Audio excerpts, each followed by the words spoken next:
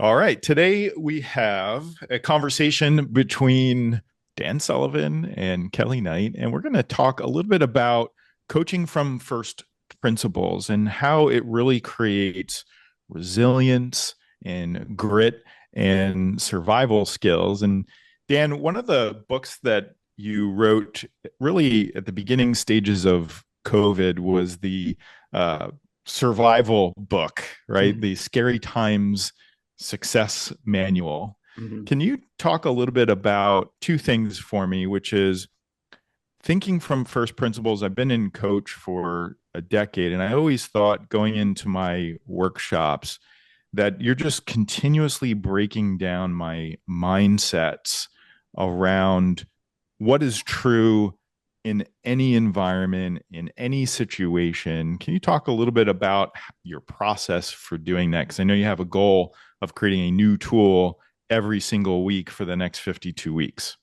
Well, that's a first principle. That is. Anyway, yeah, well, what happens is that usually confusion and fear and people being paralyzed is that things have gotten too complicated, And the other thing, we were having a conversation and I had a free zone workshop yesterday. And I said, it's my observation. So I'm in my 51st year of coaching entrepreneurs. And I have noticed that the success traps are harder to get out of than failure traps. Okay. Yeah, because success traps, things are working. You're not happy with what's working, but things are working, and someone observing you from the outside say, "Hey, you guys are really doing good. You're profitable. Things are moving." But you're not feeling that inside because things are just getting really, really complicated. Okay, and that could become partially from your own growth is that you started with some first principles and people like them, and there was money Mhm. involved and people would pay for first principles and they're getting your first principles, but you're not experiencing your first principles that got you started in the first place, and you're feeling a little bit disconnected about who you actually are as an entrepreneur. And I think that it's so true that you can't scale complexity. It just doesn't work. But it seems as though that every organization that I've worked with, that I've observed, and ourselves included, just can't really figure out what's first principles based, things that are timeless, and the experiments. And so, Kelly, when you think about for EOS worldwide, we have been going back to the basics. We've been tearing apart the things that are complex. How do people recognize what is timeless first principles versus complexity that doesn't scale? And how do you run yourself into that? Well, I've been along a little bit for your ride, because You have. I Gino Wickman's been a client. I think he's going on 25 years. And then Mm-hmm. Gino's been a coach client. So there wasn't an EOS until, uh, you know, during that period. And he kept checking with me, are you guys ever going in this direction? You ever going to be coaching the whole direction? I said, no, we're just always focused on the entrepreneur. And then we have a team program, but it's just for the entrepreneur's immediate team. So we did that. Okay. So the big thing that, just to give you an idea of first principles, Gino and I did dueling podcasts where I interviewed Gino about what EOS was and how would support a strategic coach entrepreneur if they had their organization in the EOS program. And that got sent out to all my clients, his clients too, but it also got sent out to my clients. And then he interviewed me on why an entrepreneur who was using the EOS system, it would be beneficial if they themselves were in the strategic coach program. And that was, pretty close before the two of you took over. Yeah, you Mm-hmm. took over. But those were like first principles that were the operating system for the entrepreneur, and EOS is the operating system for the entrepreneur's company, for the management structure and everything like that. So I would just use those as the two um, operating principles in our collaboration, our coaching Hmm. collaboration. And immediately when Kelly and Mark came on board, I said, I think we're simplified enough that we could just say, let's, for the next 25 years, you say great things about us, we'll say great things about you. Your money's your money, our money's our money, and let's just keep doing it. And that's been going really great, you know. But Yeah. we never tried to add anything to just that simple connection. Mhm. Yeah. And since the very beginning, it is this abundance-minded framework, Dan, that you've always introduced, which we hold near and dear to us. Mark is a first principle here at EOS Worldwide, which just extends from the relationship we have with Strategic Coach to our community of implementers, to raving fans, to those that use EOS and self-implement all over Mhm. the world. And so that's a very scalable thing. Getting once you get people to see that abundance mindset is far better and more scalable than scarcity mindset. Mhm. It's really, if you haven't experienced it, it is not intuitive. And so I think, Mark, that is one of the things that we go back to at Mhm. EOS Worldwide is really that abundance mindset. How do we create the most freedom for entrepreneurs, right? The most autonomy to let things go and be free to be themselves with the flywheel that we have at EOS, Mark. And Mhm. so when we see the counter to that, right, where there's restrictions and rules and regulations and things being put on kind of the three legs of the stool, our flywheel, which are implementers, books, and a web-based platform, that's where we kind of run into problems, Mark, and we have to go back to the basics again, which there's a checklist that helps us to do that. But it's where complexity rears its head. It creates a tremendous amount of anxiety and stress. That's what gets observed, okay, within the community of implementers in our own team. And so that's the moment that we really have Mhm. to reverse engineer and get back to those core Yeah. principles. Yeah. So that Can you give me an example of what that looks like from the inside of EOS? Like I know we've had several recent discussions, our monthly huh, one podcasts, and um, one of you them, were talking about this and said, we got to get back to some real basics with the program. yeah, And there's a and number so, of so them. what would be an example of one of the basics that you got Yeah, to? the most recent one, Dan, and Mark, you and I can both speak to this, is this concept of partnerships. Okay. Yeah. And so, there's different terms for things. There's partnerships, there's collaborations, there's sponsors. And to us at EOS Worldwide, they're really very different things. And so we had developed turnkey partnerships with associations and membership groups that were essentially one way, Dan. There's nothing wrong with them. It just did not produce Mhm. results that directly brought value to EOS implementers. It didn't create more focus days or sessions for them. It didn't improve their lives, their EOS life immediately to the implementer nor to their clients.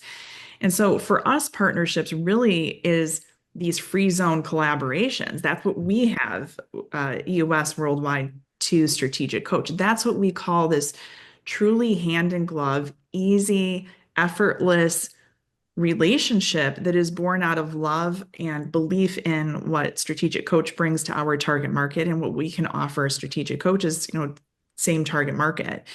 But when we insert ourselves, this is where the complexity comes in. We, EOS Worldwide, inserted ourselves in between implementers and their clients in a way that really was counterproductive and it created more friction than it was helpful. And so that's where we really needed Mark. Maybe this is where you can step in to say, hey, we had to reevaluate that we were actually doing something that was more hurtful than helpful. And how do we unwind this and really just redefine what true partnership is, which is a very limited group of folks for us. It's Strategic Coach and Colby and Birthing of Giants and Gina Wickman and eLeap and 10 Disciplines. It's just a very small core group Mhm.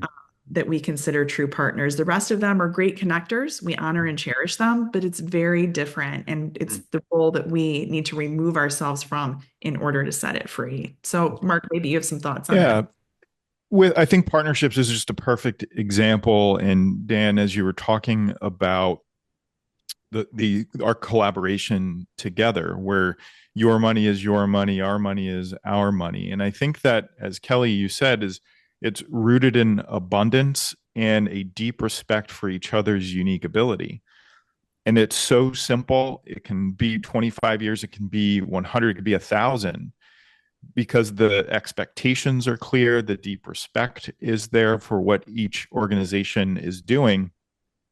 But when you don't do that, when you expect payment or referral fees, now you've got to have an entire structure to manage those deals and contracts. And, it is just complexity, and that doesn't really pay off. It ends up imploding on itself. It doesn't scale. You end up playing favoritism, and really it just ends up in a place of scarcity and fear versus abundance, love, and profit.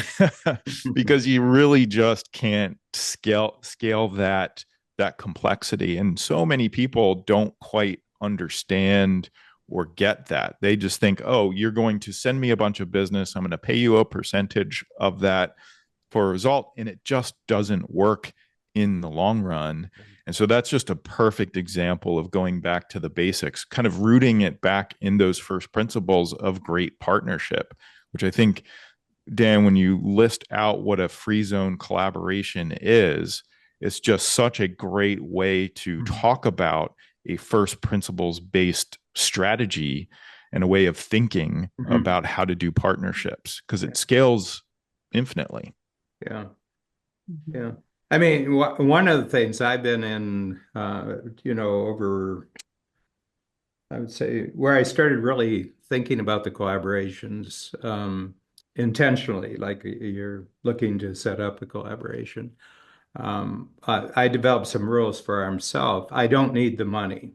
I don't Mm-hmm. need the money. So I'm not doing this. Uh, uh, but I am looking for a new capability. So my first principle there is, does this give strategic coach a new capability? And our favorite capabilities is just marketing reach, that we acquire new marketing reach. And it's mostly word of mouth, I mean, there's nothing formal about the marketing, is just that as the number of EOS entrepreneurs come into strategic coach, and they can see the benefit of having the two systems side by side with each other. They tell other entrepreneurs, and then other entrepreneurs come in. And the same thing works the same way that in EOS, in coach conferences, they say, you're not using EOS, it just, you know, it just simplifies. You're probably not the person to be running the meetings, you need someone else to run the meetings. Right. And, it simplifies your life.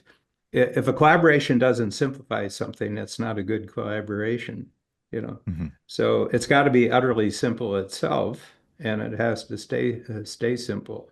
And I mean, and the other thing is that I never do it for money. So there's never money other than the way we make money, which is people signing up for the program. And people say, well, why don't you take a little bit of the money? And I said, it's a bit like having a new swimming pool, and you have a neighborhood party, and just before everybody comes to the party, you pee in the pool. Just a little bit. Put my mark on it. All right. Just And make I said, sure everybody no, knows no, it's yours. no. I said, I've got two rules about the collaborations. We should never require meetings about the collaboration, and a lawyer should never be involved. Great.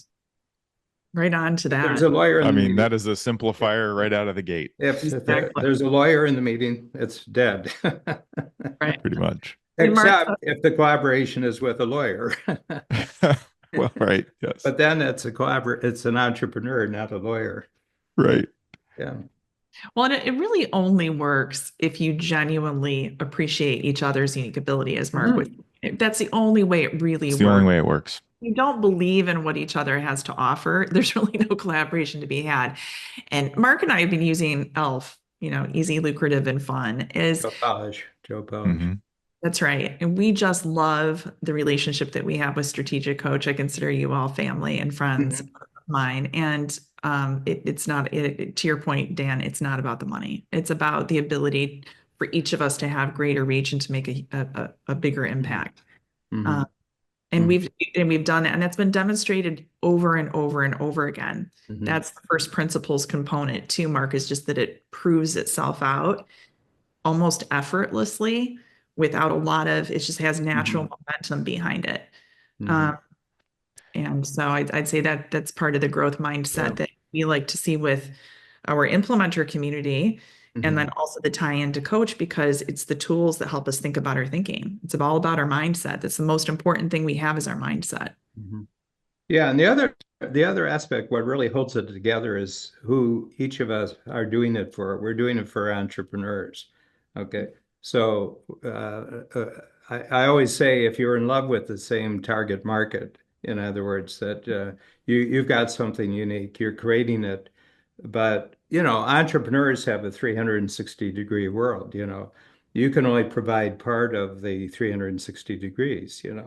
And so then you look around and say, who else are they, you know, making use of in terms of, consultants or everything? And you say, gee, I wonder if the two of us, if we collaborated, we could create even more value for that. And we suffered before EOS came along from not having any answer to their management structures. We couldn't, we had nothing to say about that. And it was a point of dissatisfaction on the part of our, well, why don't you guys just create another coaching program within Strategic Coach? And I said, then it gets really complicated. And Yeah. then I said, we only have to have one kind of coach. Mhm. It's like Southwest Airlines before they got complicated. It was a utterly simple structure because they only had one plane, Mm. just one model of plane. Everything was 737. 737. And, that meant that they only had certain kinds of parts. They only had certain kinds of mechanics. They only had everything. The seating arrangement was always the same. They didn't have reserved seats. First time you line up, this goes, if you get there early, you get on early and you get a better seat. And they had simple, and then they started getting really complicated. Okay. And then the Mhm. 737 started getting really complicated. Right. Yeah. And it's funny you mentioned Southwest because I was on a Southwest flight a couple weeks ago, and I think one of the complexifiers that they added into their process was the pre-boarding process. And that didn't really exist before, but people all of a sudden have fake injuries and knee braces around their ankles, and they're all lined up pre-boarding, and all the people who paid for the front of the line, they've added that as an option that made the process complex, but they added so much complexity that the first principles way that an investment in Southwest 20 years ago outperformed pretty much any investment that you could possibly have. I mean, from an airline perspective, for a long time was the only profitable one. They were just really simple, straightforward, as you said, as they were tempted to add this complexity onto it, pre-boarding, so forth and so on. You end up waiting 30 minutes. Nobody is happy. And so starting in the next Oh month, I think yeah. it is, they're going to go do exactly what everyone else is doing, and they probably will be as profitable as everyone else as a result, which Which won't is work very not, well, which is not. which is not at all. Yeah. Yeah, I Right. had the experience. We're Babs and I, for medical reasons, have been going to Buenos Aires in Argentina. Last week we were in Atlanta, and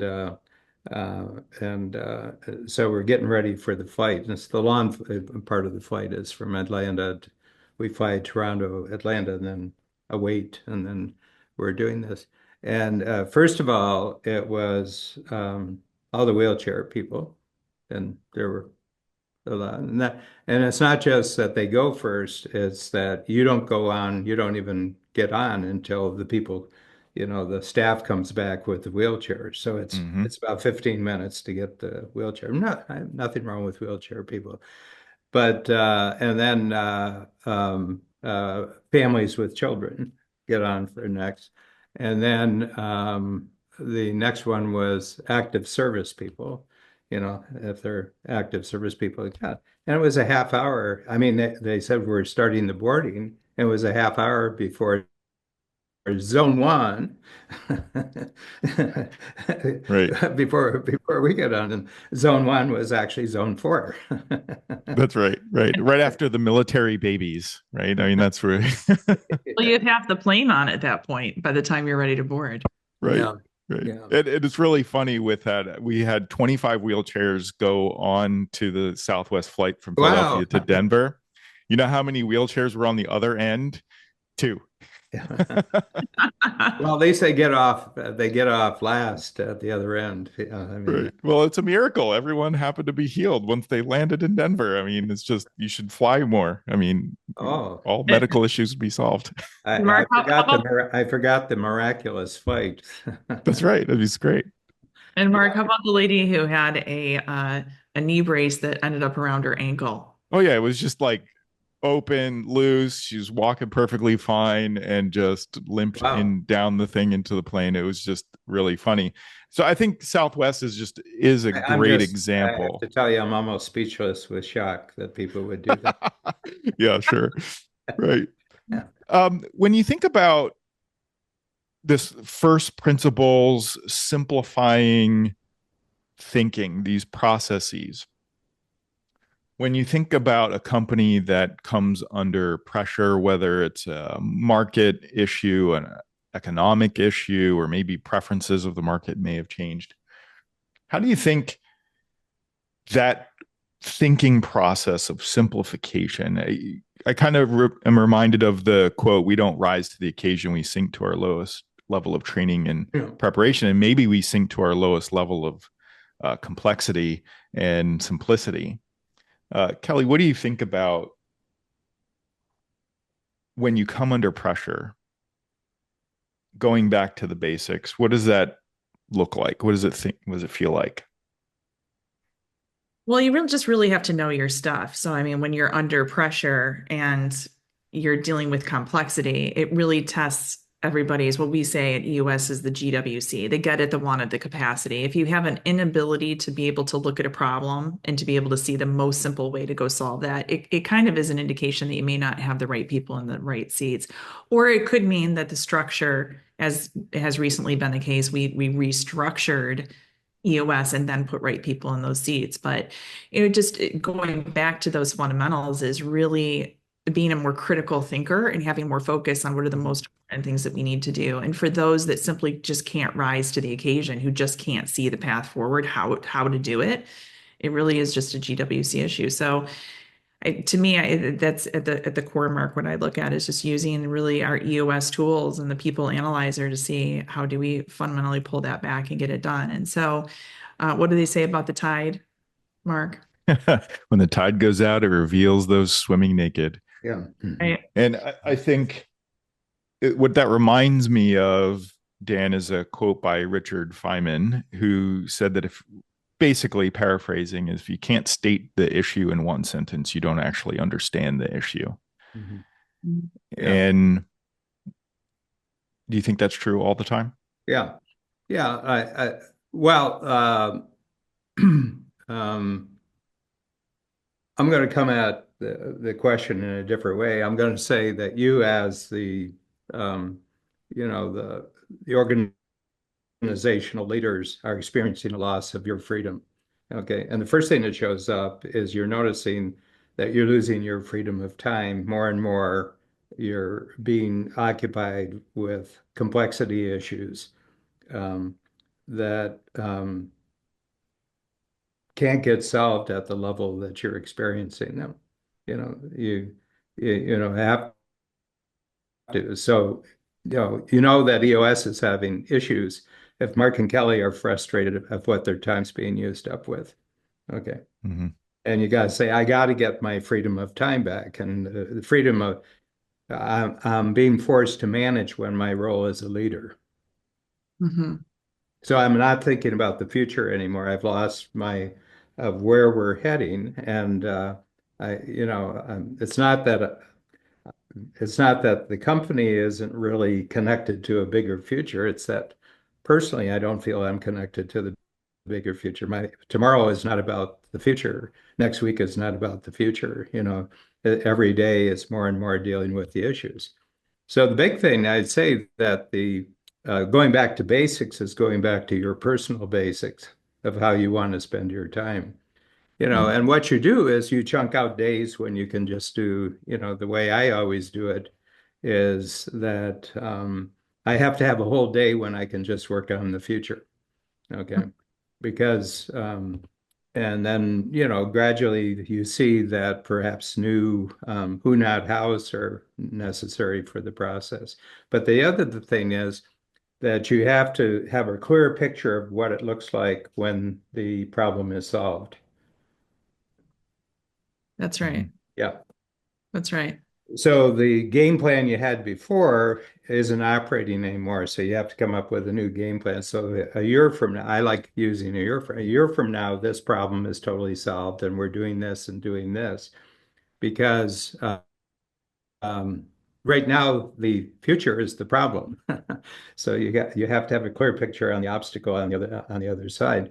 I remember back during 08, 09, um, our salespeople were experiencing a lot of difficulties, and they came to us and said, "Would we ever discount?" And I said, I thought about it. I said, I wouldn't discount, but I would double. Of course. So whatever our top price, let's just double it and start talking. And the new workshops that were created just filled up just like that. And that solved the problem. Hmm. So I Mm-hmm. can say that in one sentence. That's right. We would The not problem isn't discount, but discounted, we it's would double. too low. And they just said, "Oh, I can't double. I can't." I said, "No, no. There's a whole group of people who are waiting for us to solve the problem. The moment we say there's workshops that are available for at twice the price, they say, now I know who's not going to be in the room with me." Right. That's right. Right. Mark, I think as we And talk I about, think there's price elasticity. You've gotten rigid in your pricing, and the way we do it, we create a special group. We had just basically signature, and then we created 10 times, and that twice the price, and then we created free zone twice the price. And there's always people who want to be in the top club Mm-hmm. and not have the bottom club people with them. Yeah. yeah, true. And Mark, the four C's that we talk a lot about in strategic coach are really a big part of the back to the basics. Protecting and preserving our confidence and capabilities is something that is just mission critical. That's really part of how we work through the most difficult things. And without that, in the thinking that we get through strategic coach and the ability to work through that with Dan and other entrepreneurs who can relate to what we're going through, I think that's a lot of the first principles concept Mhm. too.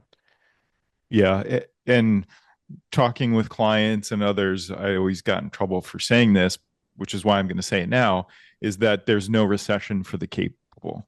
Yeah. If you are capable, there is no recession for you because you know how to think about issues, you know how to work your way through them. And while you come in that pressure, you know exactly how to solve them, move forward, take action, fail quickly with tight feedback loops. And while it might be unpopular to say, I think it's probably mostly true. But Dan, one thing that you had said that came up for me with the four freedoms, and any time that you're in those moments of hey, I need to get back to the basics, I need to eliminate complexity. It seems to me that at your core, most entrepreneurs think about those four freedoms as a little bit of core values of who they are. And anytime those come under attack, it gets personal really Mhm. quickly. So if you could describe the four freedoms for us, and what do you think about that? Yeah.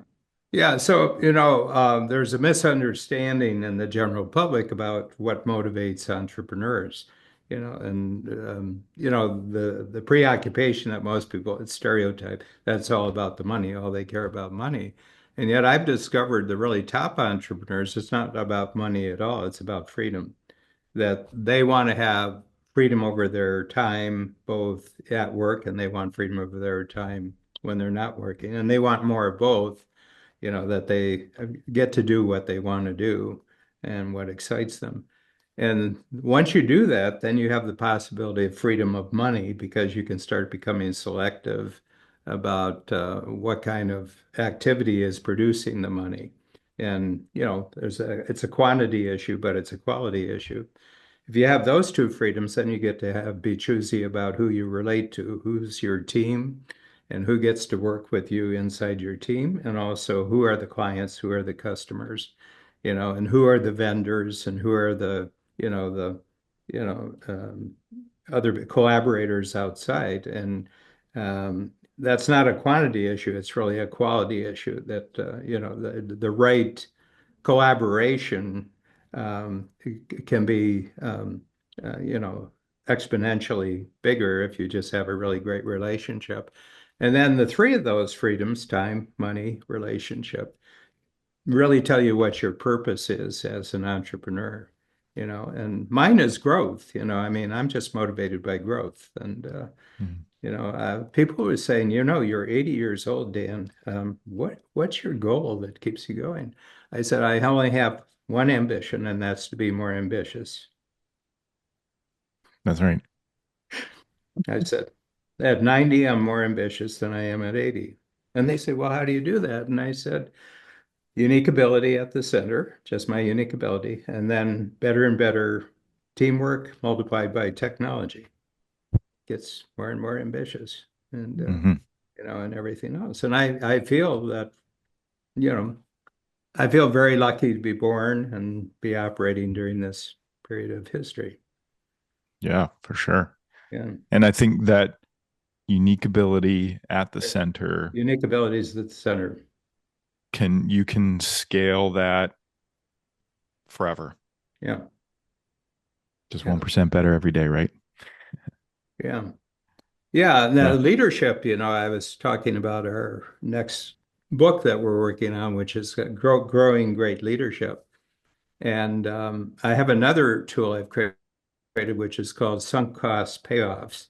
And this is an interesting one because we're getting a little pushback from the Patent Bureau on whether this is actually a patent. And I says, um, um, I looked at the existing tool that was being used, and I said, "Huh, there's no punchline in it." I said, "It's like a joke without a punchline." And I said, because patents have patents are if I look at EOS, from the outside, your three levels of projects and goals that you have, and you have to have it. Your visionary implementer. These are, Mhm. they're like that. Why didn't I ever think of that? Why didn't Mhm. I ever think of that? And we've got 51 patents. We've had 47 in the last year. And I'm starting to get a sense of what the Patent Bureau really likes, and everything. And it's a first principle. Basically, patents are first principles, Mhm. and to do that. And that this is sort of a timeless solution. If you do this and this and this and you do it, you get the result all the time. It's really good. And so I looked at it and I said, the big problem with sunk costs, people think it's a bad thing, and they want to get rid of their sunk costs. And you see that a lot now with technology. They Mhm. say, I've got 50 people. I want to have a company where I only have five. I want to get rid of the sunk costs. And Mhm. I said, I think you're looking, you're trying to have eggs without a chicken. And and I said, we have 120, and right about 120-ish right now. And I said, what I want is our 120 get, getting 10 times the profits.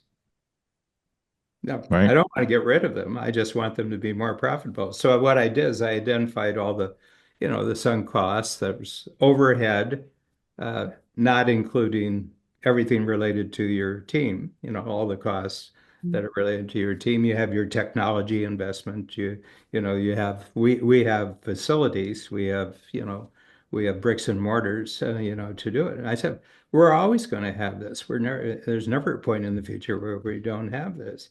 But I said, how can we maximize the value of these? And it all comes down to each of the team members being more of a leader in respect, focusing on their unique ability, Hmm. establishing unique ability teamwork. And I said, it's just going to multiply just from that. So you have to put the emphasis on the people you have, and some of them shouldn't be here. Some of Right. them are going to move on. Some are only here for a year, and then there's going to be someone else. But we have set a goal. We'll never be bigger than 150. So we'll be 10 times. That would be a half of a billion right now, half a billion with 150 people. And that's a nice goal. So that is the pre-programmed DNA of Mhm. strategic coach. Yeah. Like we were talking earlier about the ant, and they can lift 10 times their weight, but they can only do it because they're programmed to be a certain size. And so Yeah. for you, you think that coach is 150, that's your Yeah, that's it. pre-programmed Now they're spot. about I mean, there's some research about this. There's no Hmm. military unit that's bigger than 150. Yep. They do that because it starts getting, if it's 151, then it becomes 175, and then it becomes 250. And it just becomes complex. But you can't go wrong with quality. That's right. You can totally go wrong with quantity, but you can't go wrong with quality. Yeah, That's the for first sure. principle. Right. Absolutely. Yeah. And quantity without quality doesn't work. Yeah, Quality with lower quantity does work.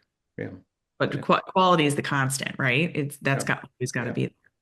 Can I ask you a question of going back to basics? How does Hmm. it change let's say you have your set of basics right now, and you look ahead, let's say 3 years. Is it a different 3 years if you proceed from your basic, stay in touch with your basic?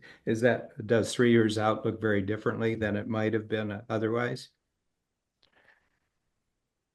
From my perspective, when we think about taking our business back down to those first principles, those timeless things that have proven to work, and getting and refining it and make it even better, the next 3 years is much, much more exciting. It's much more in line with my unique ability and Kelly's unique ability than if we add that complexity back into it. Yeah. What I feel is that you're creating a real IP farm here, because this seems to me, back to basics should be possibly a new set of intellectual property tools inside of EOS. Mhm. Hmm. Yeah, agree. And the lens to that, Dan, is that it's just so much more 10x. 10x is easier than Oh yeah, 2x. So this whole concept of simplification back to the basics is that 10x thing. It's Mark and I in our best unique ability, but it allows the team that we now have, the smaller, mightier team, to also be uniquely in theirs in 10x too. So rather than play, I think it's just a bigger way for us to make a better impact because it's what we know, it's what we believe in. It's also when you think about our philosophies that take us back to just the way that we move and we behave as a team, and also as a community of implementers, it just is more natural. So when you're doing something that's outside, almost like an abrasive kind of way of moving, it's not fun. It's no, very you're having affairs. yeah, yeah, It Right. yeah. never works because it's No. It doesn't work. It doesn't work. And so we want to do what's literally going to create that vision of where we want to go. I think, Dan, what's exciting is that's a bigger, brighter future, but it's more organic to who yeah, is. It's not counter, it's not moving against our philosophies and core Yeah. beliefs. It's moving with it. Yeah. I mean, there's some really great historical models for the truth of what you're saying here. Um, uh, I went to the Great Books College in Annapolis, St. John's. And the first book that we get, very first class, is Euclid, the mathematician, 2,300 years ago, and a Greek who lived in Alexandria, Egypt. And he created, I don't think he invented any of this stuff, but he just gathered all the mathematical formulas and principles that were operating in, the Mediterranean world. And he put them into a series of books. And the first one is the first book, the 47 Principles of Basic Geometry. Okay. And it's really interesting because you proceed for the whole year to go through all 47, but you can't understand number two unless you understand number one. You can't understand number 47 unless you understood number 46. So it's just this buildup where everything is solid and the next thing is solid and the next thing is solid. And if you look at the world we live in, everything that stands upright and stays upright is based on that first book of 47 principles, right Yeah. angles. Nature does not respect any angle except a right angle. If it's slightly off, I have a free zone member, and he's the biggest site surveyor in the city of Toronto. He's got 80% of the big crane projects, and he does all the site surveying for them. And I said, what happens if you get an 89-degree elevator shaft? And he said, you tear down the building. He says, you tear down. He says, the cost of that elevator is just going to, and he says, Yeah. so that's a principle. It has to be a right angle. If you don't have, and he says, my number one job on any site is to establish what the right angle is for the job, So that's Euclid. The other one is the U.S. Constitution, which was created, and ratified in 1787. And if you took the book, it's very, very short. It's less than 5,000 words. The entire country's run with less than 5,000 words. And you typed it out, single space, it was 23 pages in 1787. Today it's 27 pages. They've added four Hmm. pages in 230 years. And Yeah. the whole country operates according to that. And It's a and good the number example. one principle of the purpose of the Constitution is to protect the individual from the government. That's right. That's the purpose, to protect the people from the government. That, um, and you can see it. You can see it. Every election is about the satisfaction or unsatisfaction on the part of the public of whether we're being interfered with or not. Mhm. That's a Yeah. great example of first principles. Yeah. Yeah, Perfect. yeah, and and it's just right. And it's hard to change the Constitution. Like people say, well, we're going to get rid of the Electoral College. I don't like the Electoral College. We used to like the Electoral College when we were winning, but now that we're losing, we don't like the Electoral College. That's And right. it's a bit of a task if you want to do that. First of all, it's got to be two-thirds of the Congress vote for it, two-thirds of the Senate vote for it, and three-quarters of the state legislatures. I said, have at Never it. going to happen. Go for it. Go for it. Right. Right. Yeah. Well, on that note, is there any parting words No, that I would say that now that you're going through the exercise of going back to first principles, um, what kind of regular review? Is it a quarterly review? Have we gotten away from first principles in the last quarter? Mhm. Mm, I think it would be an excellent. mhm. I think it would be an excellent constant. You know, it's almost like a thermostat. Right. Mm. Right. What gets measured gets done. Yeah, Yes. yeah. I think it's great, and I feel somehow you're creating a added thought form for the whole EOS program, which you're doing right now. Mhm. Hmm. Awesome. Kelly? I would just say it's energizing to think about first principles because as entrepreneurs, that's where all the gifts and the gold are. So, as a parting thought, is just to not lose sight of the most important things because they're the most important. So, I'll Yeah. leave it. And they produce the most results. Yeah. First principle of business is make sure there's more coming in than going out. Right. Words to live by. Thank you very All much. right. Yeah. Thank you. Thanks to you both.